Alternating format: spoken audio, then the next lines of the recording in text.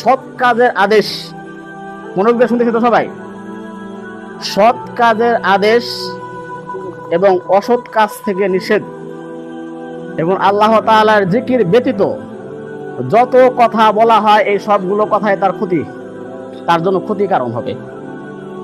সৎ কাজের আদেশ এবং অসৎ কাজ থেকে নিষেধ এবং আল্লাহ তাআলার জিকির ব্যতীত মানুষ যত কথাই মুখ দিয়ে বের করে এই কথাটা তার জন্য ক্ষতিকর হবে। কথা কি বুঝতে পারছেন? সৎ কাজের আদেশ, মনোযোগ দিয়ে শুনতেছি তো সবাই? সৎ কাজের আদেশ এবং অসৎ কাজ থেকে নিষেধ এবং আল্লাহ তাআলার জিকির ব্যতীত যত কথা বলা হয় এই সবগুলো কথাই তার জন্য ক্ষতি কারণ হবে। সৎ কাজের আদেশ এবং অসৎ কাজ থেকে নিষেধ এবং আল্লাহ তাআলার জিকির ব্যতীত মানুষ যত কথাই মুখ দিয়ে বের করে এই কথাটা তার জন্য ক্ষতিকর হবে।